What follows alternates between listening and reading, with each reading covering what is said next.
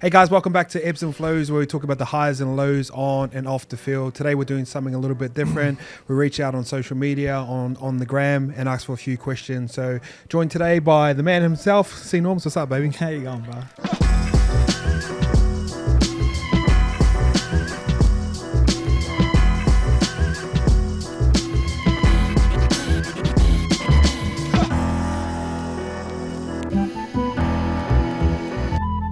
How you been enjoying the footy season, being back? No, it's been all right. It's fun. It's just literally fun, man. You feel like a fan again? Yeah, 100%. Yeah, it's good. Just you watch it in more detail too, and just have a look what teams are doing and stuff like that. Obviously, if you're following some players, whatnot, you follow them as well. So yeah, it's been good. Who's your team? Bronx, yeah? Yeah, Bronx. Yeah, always the Bronx. They're on fire at the minute. It's good to see. How much? Sorry, here's a quick question. How much has the game changed? Like, you only recently retired. How much has the game changed from 2-3 years ago? 2 years ago. Probably the speed, The speed and does it look quicker? Yeah, it does look quicker. It does look quicker. Even I was like, when I was out there, I could feel it was getting quicker. Like, I'm sure I used to get back on side easier. Right back and they're already coming at you. But yeah, no, I think maybe, and the athleticism of everyone across the board, from your forwards to your wingers as well. The forwards are, athletic, they're big, they're strong. So yeah, all the back rows are starting to look a little bit scarier now. Yeah. Like, I remember when I played, like, say Frankie Pritchard was like a... Yeah. I feel like there's 1,000 of Frankie Pritchards 100%, yeah. So, scary though. Yeah. Good to be on this side. All right, we're going to do some questions. First one is, how important is the Fisher Harris signing to the Warriors in the course of their whole history? It's massive. I think it's massive. Obviously, he's probably been the number one forward in the game for a while now. So to get a player like him to the Warriors, they're building nicely as well. To get a front row like that will be massive, especially for their juniors coming through. They've got a lot of young forwards coming through too, and also attracting other NRL players there too as well. Yeah, I think it's massive. It's up there. When I think about like Adam Fanua-Blake, I'd put him in my top three props. I'd go Fisher Harris, Payne Haas, and he'd be my three. Yeah. And the hard thing about those two boys there is they don't probably get the credit they deserve because we hang everything on Origin. Yeah, true. Yeah, that's true. Yeah. So they kind of get overlooked a lot of the times. But I think in terms of like playing talent 1-to-1, I think they're right there. I think Adam's probably a little bit more dynamic in attack. Like, he can push out a little bit wider, play on the edge, plays those tight blocks off Shawnee. Yeah. Where I see Fisher Harris, like, he just dominates the middle third. Yeah. And Adam Fanua-Blake has got late feet too, which is like the most annoying thing to defend. It's good when you got it. Yeah, I was gonna say, like, Fisher runs straight and hard. Like, and he's got that side bump, eh? Yeah. Where Fanua-Blake, he's got the late feet. That's torture. There's nothing harder. He's got the bumpers up too, like that. Nice little pass along in there too. But even like, I don't think he's getting overshadowed, but with the signing of Fisher Harris, but like, he's been massive too in the game as well. Oh, crazy. Massive. Like, he's been ridiculous. Yeah, he's a big signing for the Sharks. But the one thing that is probably, like, I think Fisher Harris has got a lot more in him is probably like leadership and experience. Now, I'm not saying like Adam, like, I reckon if Tohu Harris and Sean Johnson are speaking in the huddle, people are listening. But I reckon if Adam's saying something, like, everyone's tuned in, from like the young grades all the way up. And it's no disrespect to that leadership group there. Yeah. But like, every team's got that guy where you're like, you kind of have to listen, or you probably get knocked out too. Yeah, I think so. Yeah, he's probably not a big talker. But yeah, when he does say something, everyone does listen. Yeah, and Fisher Harris, like the leadership style and experience, like he's coming off 3 rings. Playing for the Kiwis as well. But in terms of like signings, it'd be right up there. When I remember when Steve Price signed after 2004. Oh yeah. They made the grand final. He was on the bench, didn't get to play, still got a ring from Thurston. Yeah. Like, that was like massive for New Zealand at the time. And Ruben Wiki signed like the same year, so it'd be right up there. Yeah, it'd be up there. Oh, Roger was a massive. Oh yeah, Roger's massive. But yeah, it's up there. It's definitely up there in the recent years. Probably one thing that they could dive into as well is from a cultural aspect too. Like, Fisher being like proud Māori boy from up north, he understands the culture already. Like, you're not going to have to like teach him anything about it because he's as staunch comes. Yeah. And I think New Zealand are one of those only teams where they're lucky where they've got a big culture behind them and they buy into it. Yeah. And even all the Aussie boys that go over there, they learn the Māori songs, and it's an important part for the Warriors' success, in my opinion. Yeah, I was going to say, you've been there, you've been to other clubs, so you know how it rolls over there. So yeah. So the next question is that do players have too much power within contracts? Context from this is Fisher Harris had 2 years left to run on his contract, paid good money, was able to use like an exit clause within there to get out. Do you think players have too much power? Nah. We're very biased though. We're going to head towards... Oh, yeah, I think... But the roles are reversed. He's not playing good football. He can be flicked 2 years before his contract's done, you know what I mean? So I think players should have most of the power, I reckon. Yeah, I think so too. I heard Billy Slater talk about it and he goes, basically the players have got too much power now because they're just going to do this. And the reason why that's happening is like all the players are putting in clauses. Say, like David Fafita, he's like, by round 10, I've got an exit clause within my contract. If the Titans aren't playing well, I can dip out. Is that just the players getting smarter and the clubs have always had it over them? Or is that the way it has been? Like, you know, coming through or whatever, you know, you just go, oh yeah, sweet. You just get what you're given. You get what you're given. I think like we always talk about, the boys are moving smarter now. You know, they're looking after themselves. You know, if you're not playing good football, you're up and out of the club anyway. You know, see you later, go find a new club. But yeah, I think the boys should have more power. Do you know what they do? And this is what I've noticed. I don't know what they do now, but like back in the day, like obviously if you're on a big contract, you're not playing well, they try and smoke you out the club. So one, you get dropped, you get put into like reserve grade. They try and weed you out by not letting you train with first grade. You get the shitty training sessions in the morning. You have to do all the extras, do all the shit jobs. And then a lot of the times I'll have a conversation with that player and basically go like, you're not welcome here anymore. We're going to keep you in reserve grade. You can sit out your contract if you want, but if you stay in reserve grade for the next 2 years, your value goes down. It's going to go down. And then they start placing things out in the media like problematic in the changing room, shifting the changing room, all those types of words. And they do it in corporate world as well. Of course, yeah. They do it everywhere, but like the players are starting to get a little bit smarter. Exactly. You know what? Yeah. I think it's a good thing. So, and the thing about it is because they're like they want to introduce so many more teams in. So say there's another team coming in the next year or two. Do we have the depth? That's where I'm going. Like there's only so many good players, and all the good players they've got the right of way because everyone wants to sign them. Exactly. So they're all the clubs have to bend over now if they want this guy. One, they're going to have to pay him more, and two, he's going to have all these clauses in his contract that might go. All right, I want to go play rugby for 6 months or something along those lines. So, like, I agree with it. When you've got the power to earn that type of money, I feel like having clauses in there is always going to be a good thing. Yeah, of course. Yeah. I don't think we'd. Are they thinking about putting another team in? I think so, because it's at 17 now. So yeah. But that's the thing. Like, if you spread all the talent thin, there's only going to be so many stars. It might be like one superstar across 2 teams. Yeah. Okay. Yeah. You know what I mean, so those guys are always going to have the power. Yeah. And it works in any negotiation anywhere in life. Like, there's always clauses within any type of contract. Yeah. It's just it gets dragged out a lot more through media. Yeah. True. Yeah. All right. Question number 3. What's the goal of Parramatta? Now, when I think about like Parramatta, great club, one of the best supporters, fan bases you can get, great stadium, good coach, playing talent. Their roster's nice. To be fair, it's obviously they're missing Mitch, but you know the point, like they're leaking too many points, so it's obviously not him. You know, he's not the. You know, they are missing him, but when you're leaking that many points every week, it's got to be something else, isn't it? What do you reckon it is?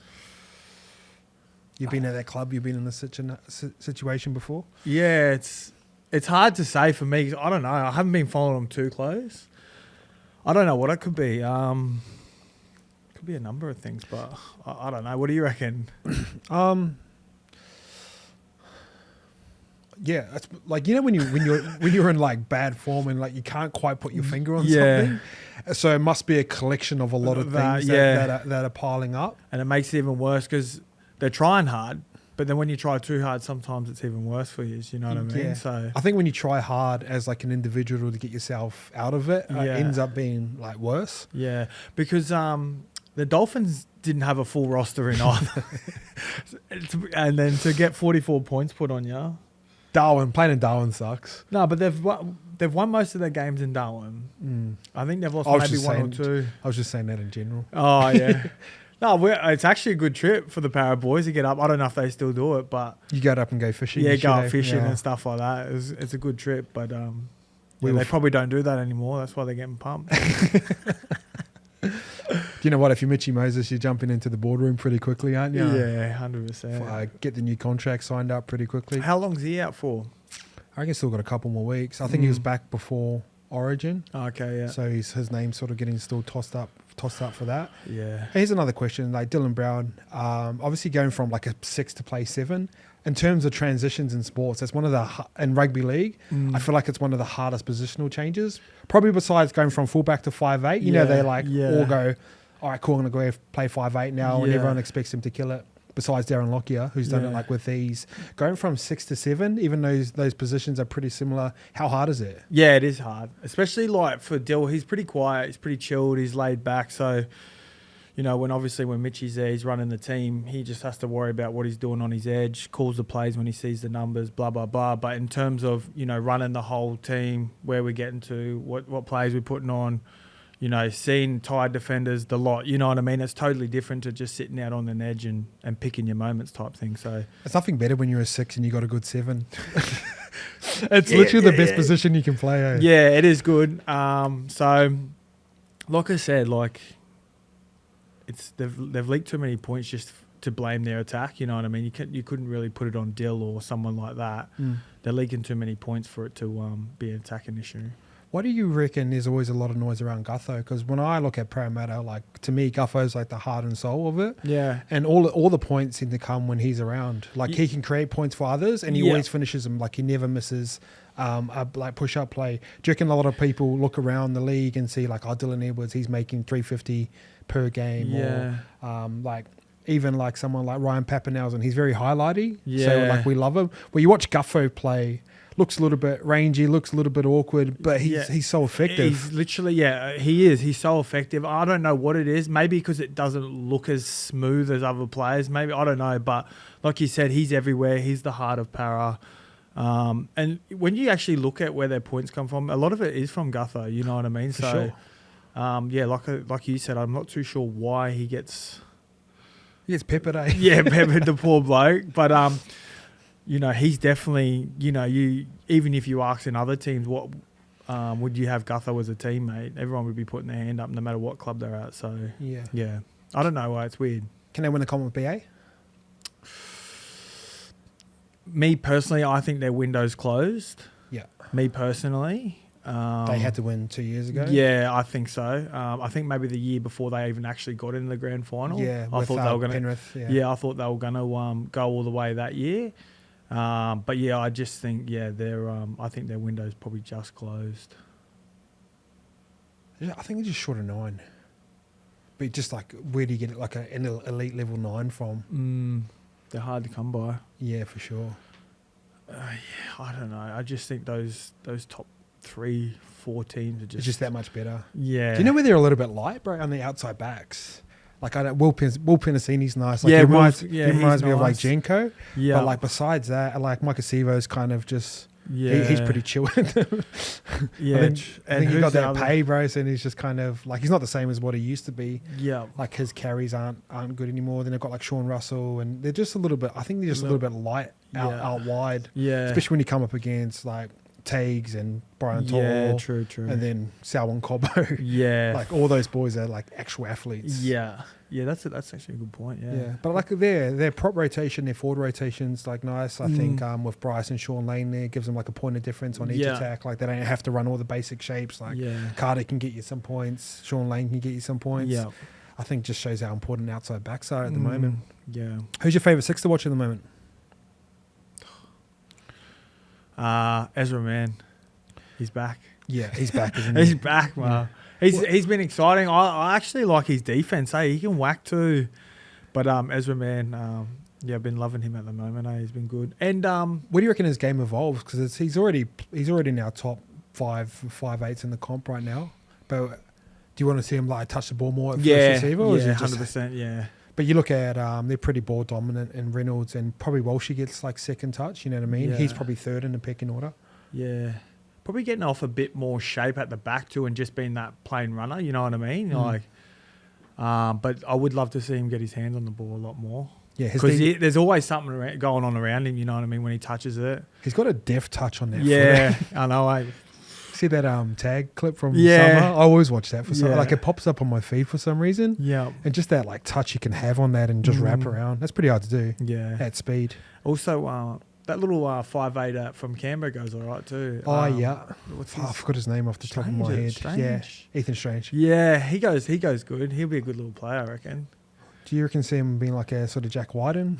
He's not as big as him, but No, yeah, probably. just sinners that Once have a he go. fills out, it'll be interesting to see how he goes. My favourite's probably Tommy Dearden at the moment. Oh yeah. I just like the way he plays. Yeah. Like just the tempo with it, like the show and go.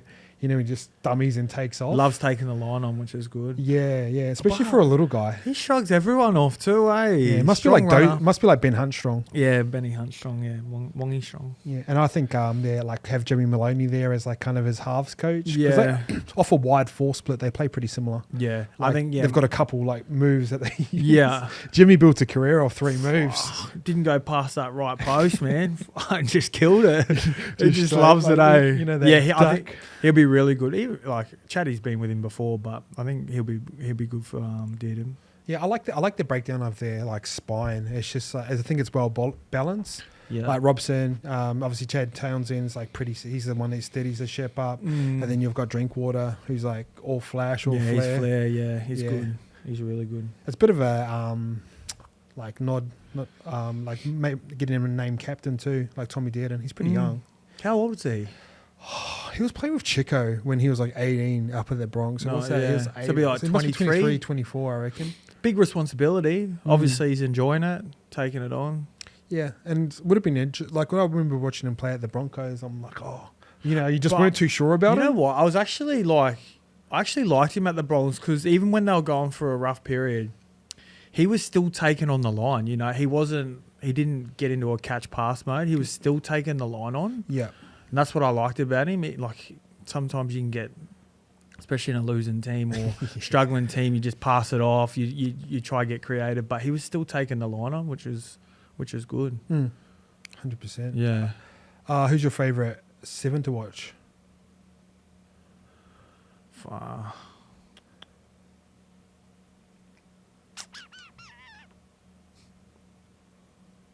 To be honest, I don't know. Do you know who mine is? Jerome Hughes. Just because he's like different. In what way? Run first. He's like a run. You know how when like Michael Vick changed like the quarterback position? Yeah. I feel like he's kind of like that for rugby league. You know what? He actually like knows when the right time is to run every time. Like he barely gets it wrong. You know what I mean? Like if there's a slightest gap there, like he takes it. Yeah, and like he can still pass and kick and stuff, but Yeah. like, I think he sets up shape to set up his run. So like you have those 2 doubles in the middle of the forward. He'll sit Yeah. out the back of that and literally just catches and just Yeah, go bang boom. straight off the right every time. Yeah. A little long torso too, like getting around. He's quick. The headgear too. Yeah, but I think he's up there. He's gone too. He's been a good player for a long time now. Yeah, it's He's cool. It's really cool to good. watch like Ches and that still like. I was gonna say the older boys like Ches and Hunty, Shawnee. they're still going good. Shawnee. Yeah, I just wonder who that next batch are coming through. Like there's Tommy Dearden, man. I guess they're up there, but I feel like they're more 6s. Like who's that out and out 7 that's coming through? And the young and the like and the young bucks.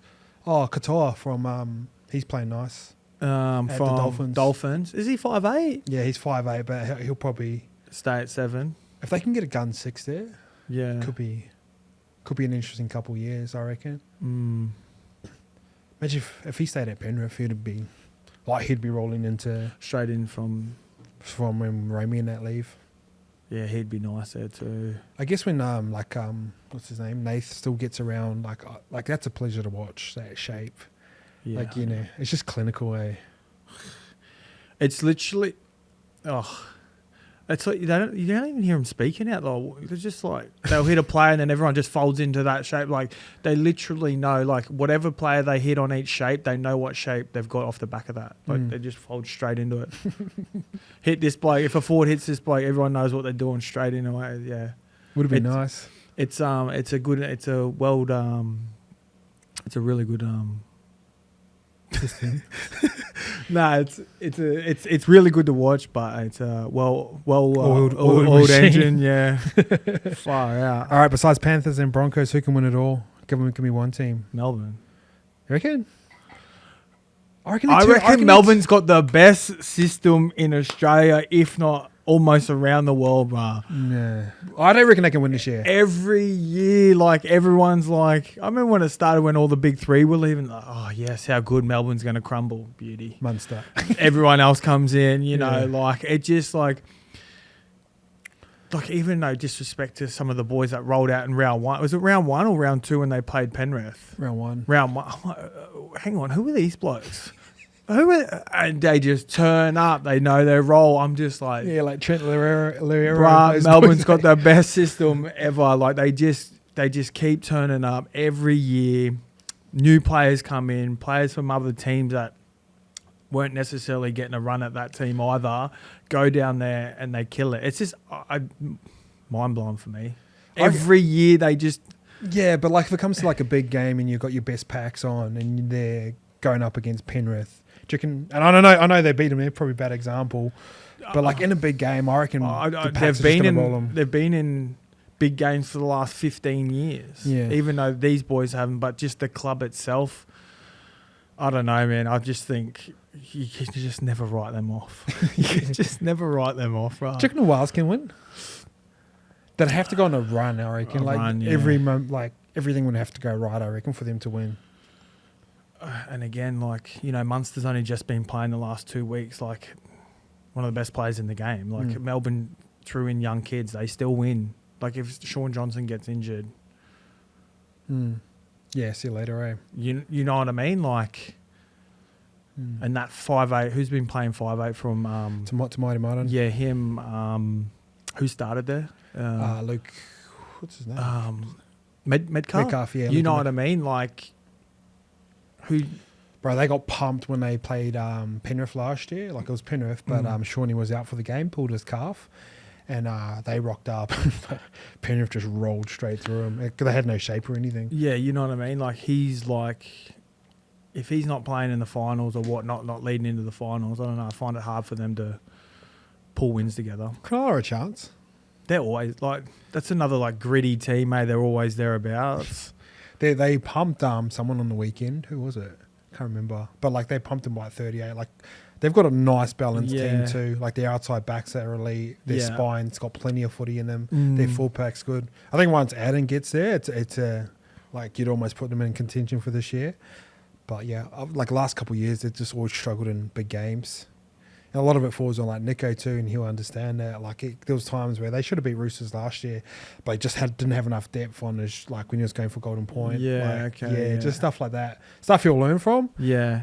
But, yeah, like, when the game's on the line and, like, Cherry doesn't miss. You know what I mean? He never misses those moments. SJ seems to hit him. Reynolds will hit him. So that's probably the next 1% of where Nico needs to get to. Yeah, he'll be there soon. Who would you have at 5'8" for New South Wales outside Nathan Cleary? Would you have Mitch or him?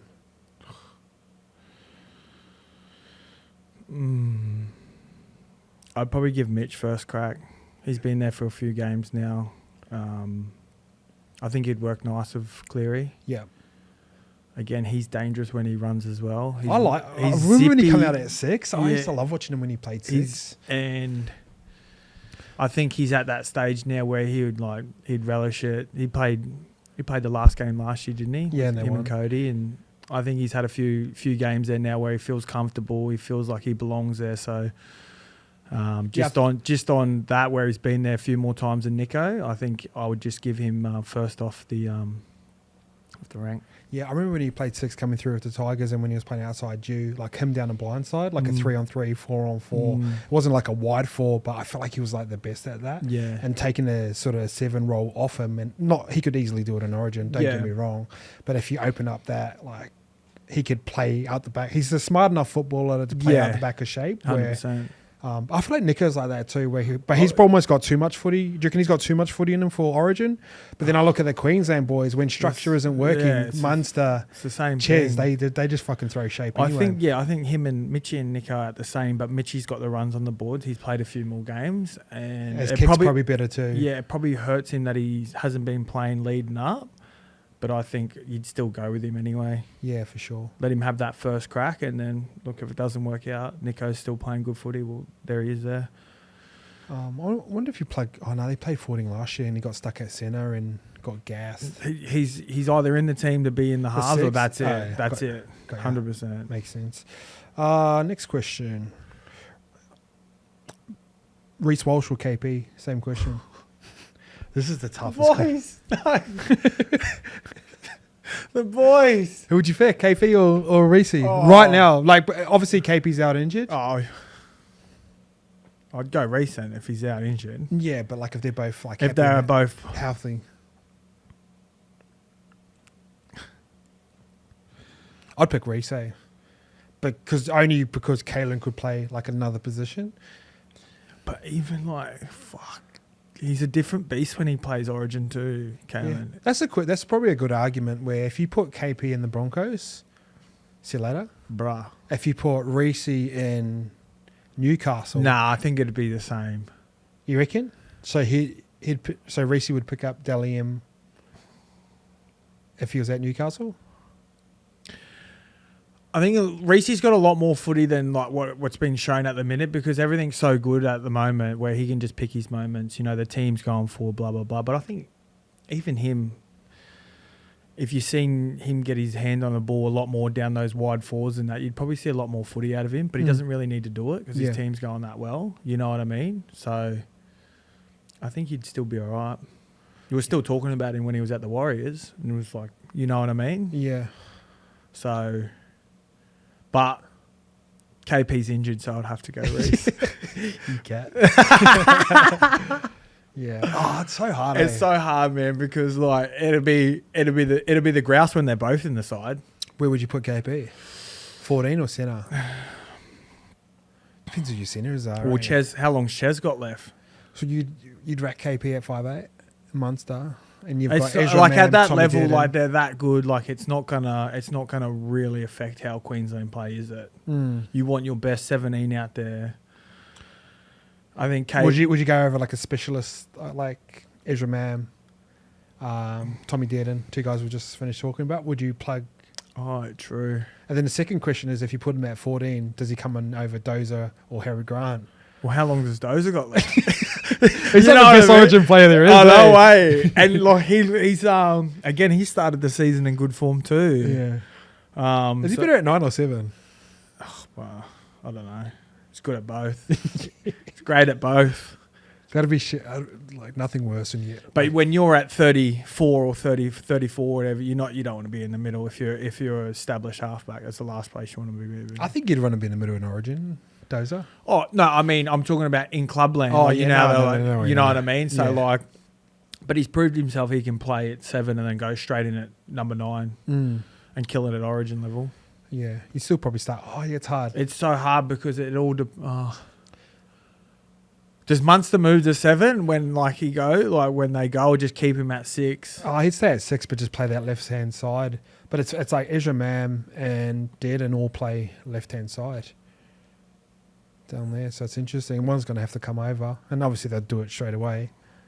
Maybe Ches might just keep playing for the next fucking 8 years. Yeah, true. He looks in good nick and still in good form too. Yeah, he just cares about footy, like everything from like Monday to like Friday, or whenever they play, any given Sunday. Yeah, footy. Yeah, no, it's not like footy, but it's like he gets himself in the best position to turn up and play well every week. Yeah, he gives himself a chance to win. Yeah. Do you reckon they can win it? Manly? Nah. They need a prop, bro. They need if they had like a Thomas Flegler come from there, or they always still play pretty good football though. They're always. Do you know what they're like, bro? They remind me of like a chameleon. Chameleon adapts to their environment. Yeah. So if they play the Titans, they're going to play like how the Titans play. If they play fucking Panthers, they can beat the Panthers on their day. Yeah. But by the time it gets to like the serious rounds of football, like they just need one of those other teams to be on, and they kind of just like crumble by the wayside. Yeah. I think they just leaked too much points. Far Titans almost got him on the weekend too. Did they? Yeah. Fozzie was on fire. Was he? Yeah. Uncle Fozzie's the best. Digging into the line. Was he? How tired did he look 1 minute in? I swear he's got one lung. Oh. Jackson said a good line about him. He goes, "Yeah, Fozzie takes the whole preseason to warm up for a game." Actual. It's weird that they're cousins, eh? Oh, what? Hang on. Jackson and Fozzie. Are they? I think so, yeah. I didn't know that. Yeah, Casino's a snorking at it and all those guys. Oh, wow. All right, it's a couple just generic football questions that the average punter doesn't know. We often hear a 10-man kick chase. It sounds super basic, but what's that in detail? Oh, fuck. You're probably asking the wrong bloke there. So 10-man kick chase is like basically every kick that a half puts in. Most teams want a 10-man kick chase. So like if you're and every edge player has to be in the kick chase. Ball, your hooker. Yeah, and then so you got like your edge, left hand edge, right hand edge, and then you need two middles to plug there. But like the smart guys, they take the tackle four. Tackle four, yeah. Let me take tackle four. Let me take tackle four. Because the reason they do that is because they don't have to get in the kick chase. Yeah. So that's like the basic rule of it. So if your hooker kicks out of there, he has to be in the kick chase because he chases it, and then two middles, and you've got a wide one. Yeah. But the reason why you want that is just because once guys like Reece Walsh and Kalen come back, if you roll up with 8 to 6, there's too much space on the field. Yeah. And if you lose that first one, it's just like it's tough to win your set back. It is tough. That's basically what it is. And the other part is like in terms of like kicking strategy, like you kick to different teams differently. So say someone like Reece Walsh, who's small in stature, like you want to kick off a smaller percentage, say the wing is up. So say the middle of the field's 50, you want to kick off like a 6-4 split down the side and like put up bombs and land them on his head.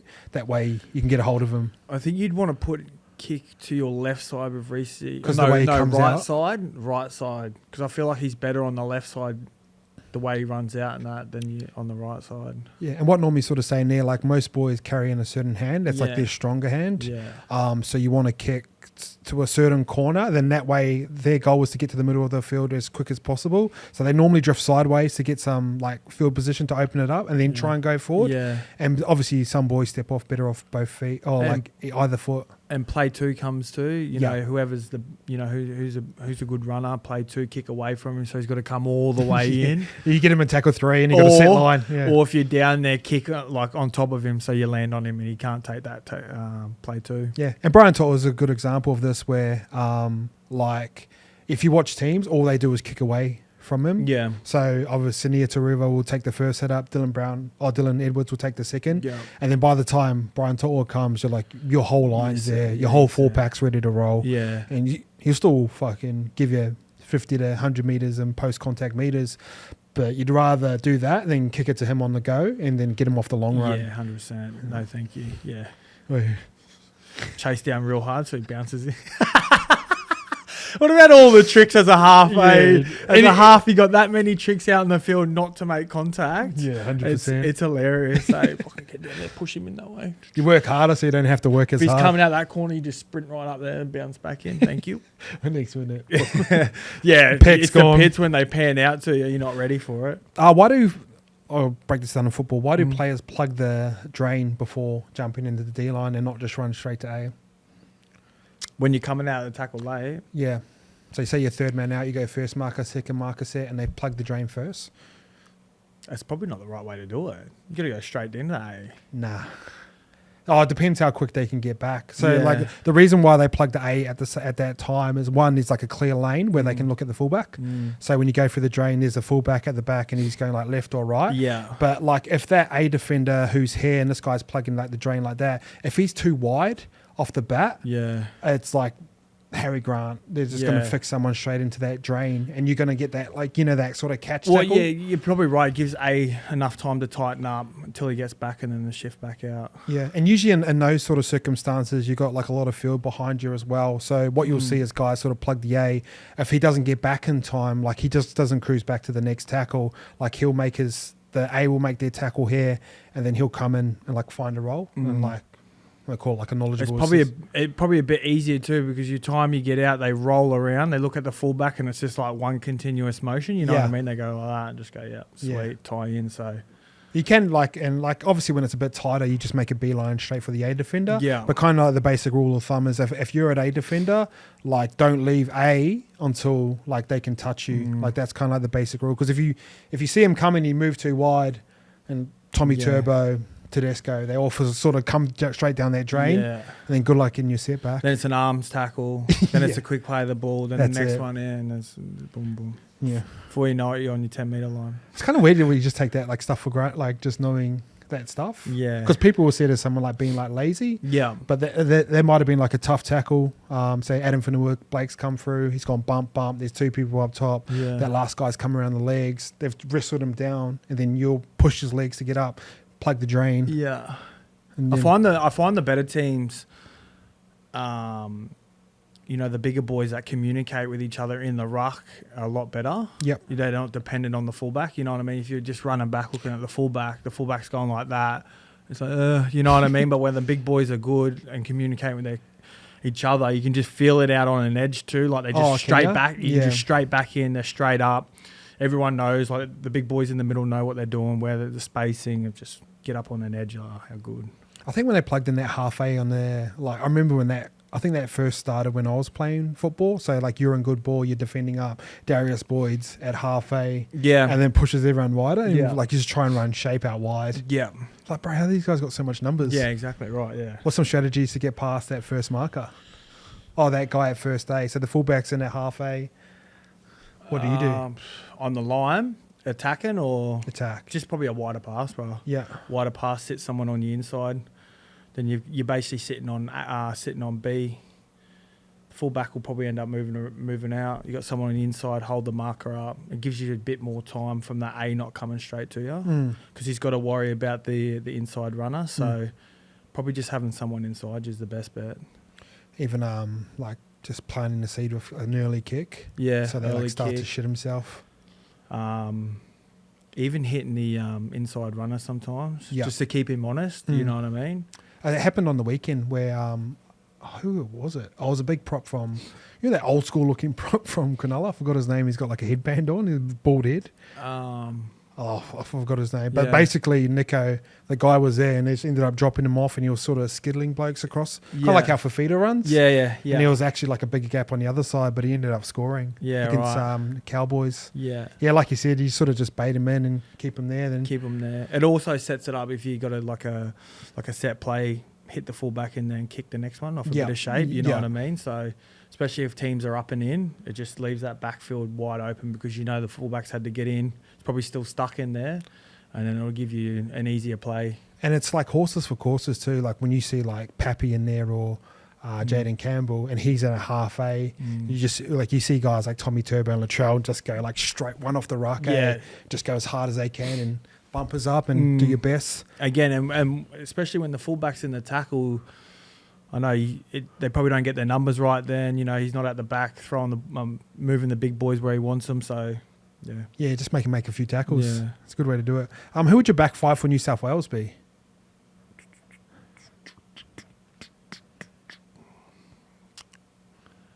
Would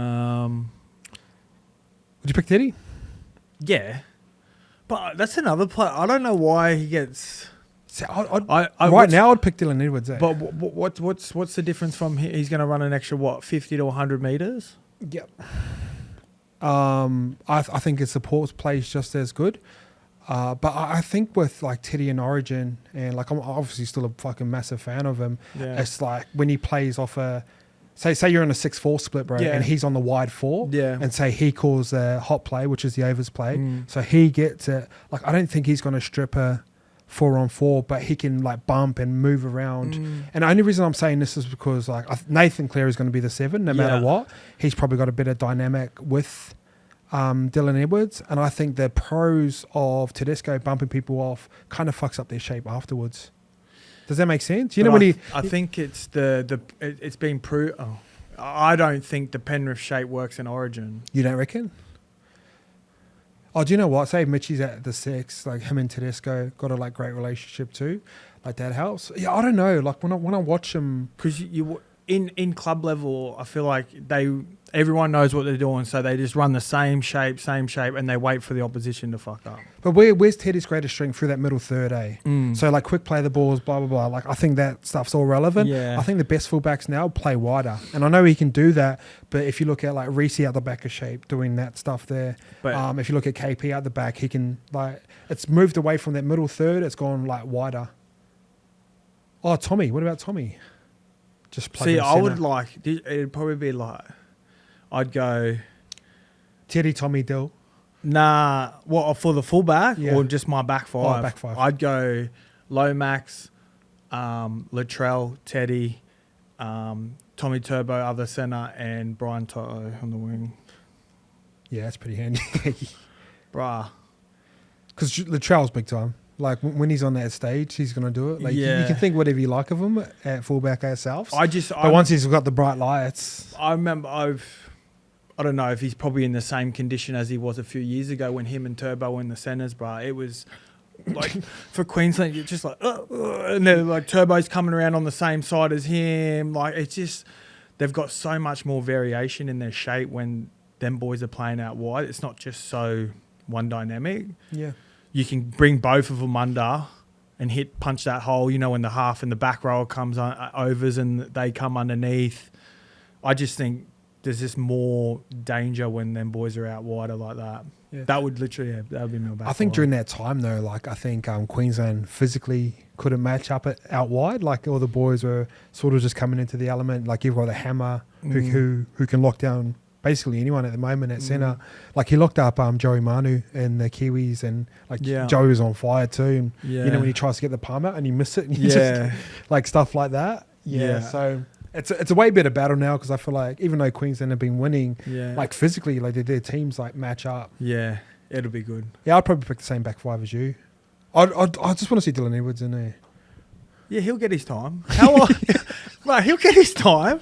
He's a weapon. Like, what? He's a weapon. Like, yeah, I don't know. Yeah. But like, until like you can sit there and go, Tedesco was awful for all 3 games. Yeah, like awful. Then I just think he still gets the job. Yeah, but I just think I don't know. I think I'm just like, because I love watching Reece in that play, like how they play fullback. Yeah, it's like a lot more. But like Teddy's still, he's still the guy, isn't he? I think he's still killing it. Yeah. That's me personally. I think he's still killing it, and he's the most awkward bloke to tackle. He's that strong. Do you know I had a mad take on it one time when Hainsey was breaking down football one time? Like I forgot how, like, even though he's a ditzy kind of Hainsey, but when he was breaking down football, like at the origin level, bro, he was breaking down like numbers and time, and I was sitting there going, what the fuck? Yeah, no, he's clued on. Yeah. All right, guys, that's the first episode of the Q&A. See you guys next time.